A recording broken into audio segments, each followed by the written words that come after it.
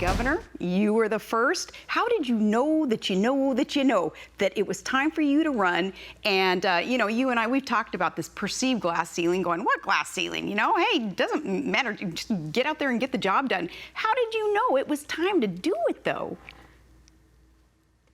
Oh, Governor Palin, it's so good to be with you. It was a step-by-step process. It wasn't anything I set out to do. It's just that I love my country like you do. And I knew that the thing I needed to do was to be a volunteer. I mean, the people are the government. So I set out and was a good volunteer, did my job, did another job, moved up the ladder, just escalated up there till finally I helped a man get elected as governor. He took me on as his chief of staff. While he was governor, there was a vacancy in the treasurer's office. I took the bold step, not really bold when you're appointed to office, but I thought it was a bold step. And that taught me then in that election as state treasurer, I could do that. I could get out on that campaign trail. And then when there was an opening for the governor's office, because of all those years, like you, I had people who encouraged me, supported me, helped me, and they said, Kay, do it, run. Well, one of those supporting you, we know that a leader who adored you, helped mentor you, and certainly respected you was President Reagan. And President Reagan, in his last state dinner, he asked you to be right there by his side, literally. What was your relationship with him? What was that like? Well, it was wonderful, and it started a long time ago.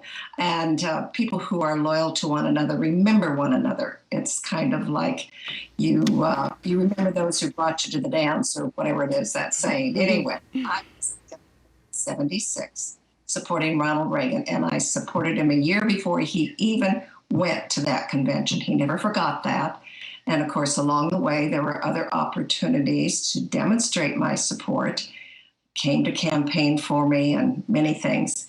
And then finally, that last state dinner when Margaret Thatcher was his guest, I was just bowled over to find myself seated to the left of the president as the next guest of honor after his honored guest. What a divine appointment, divine connection, and of course that leading to you helping so many other conservative, common sense conservatives, independents, those who maybe aren't quite yet registered over on the right side of the aisle, but you're helping them to understand how valuable protection of our Constitution is, all the good lessons that you have taught so many of us.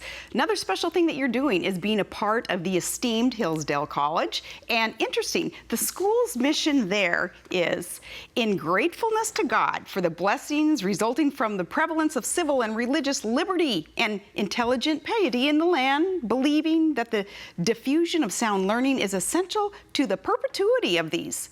Now, that is a change from conventional schools. How does Hillsdale do it, and what's your role there?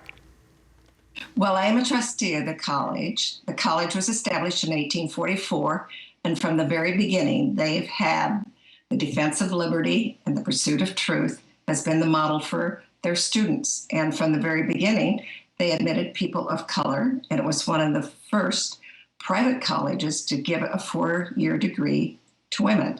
I don't have the time today to tell you all the good things about Hillsdale, but of course I'm very proud that my oldest and first grandson is a graduate of Hillsdale, Taylor Gage, and works as communications for Governor Ricketts.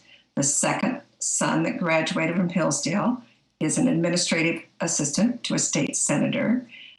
And there are 3 other boys, one going off to be a junior, the next one going off to be a sophomore. 16-year-old hasn't decided where he's going to go to school. But the mother of those 5 boys, who homeschooled those boys until last December, is now the director of communications for the Attorney General. So you see, we're a very, very political family. Well, you are a very proud and rightfully so matriarch of this very sharp, intelligent, patriotic family, and we so admire you. I understand that one of those grandsons perhaps helped connect us today with the Skype and all the technical things that they know more about than I do. I don't know about you. That's very true. Actually, the first one that was given that duty had to be off with the governor today. So got another techie-minded grandson, and he stepped right in to help. He's right around the corner. But Hillsdale is a great place, Governor Palin. I know you have spoken to Hillsdale people. I hope you'll come back again to the campus sometime and see those students. They inspire me. They would inspire you, give you hope for the future. They are so deeply in love with this country and so well schooled and prepared at that school to take leadership roles, whether they're in the classroom or whether they're going to be politics, whatever their field of endeavor. Well, they're solid. Hillsdale is fortunate to have you and vice versa there. And I know that monthly, I love to get their newsletters, and I'm inspired by the newsletters. And then I take so much from that into my interviews, my speeches, and very valuable. But keep up the good work. I can't tell you how much I admire you. So many Americans do. I just wish that more Americans knew your story. You're so humble, and you don't seek any kind of spotlight. You just do the job that's got to be done, and that's admirable. But man, get out there as much as you can, Governor Orr, because we love you. We need you. Well, thank you very much, Governor Palin. And I am still at work. I'm working very hard to get women and men here in Nebraska to run for the state legislature. Our field of endeavor is right in front of us. I love my state as well as I love my country, but my focus now is to be right here. And it is my hope that even tomorrow I'm going to meet with a woman who is thinking about running for the legislature. Trouble with the women, they're so dynamic and passionate and want to help, but they need that really extra push to convince them they're ready to go. They have the resources, intelligence, moral character. They can be a good political office. They can hold political office, but they think they have to sit on the sidelines for years. And you and I know that's not the case. Well, you have just been such an amazing role model, not just for me, but for others across this nation. Keep up that great work. And I thank you so much for joining us today, Governor Kay Orr.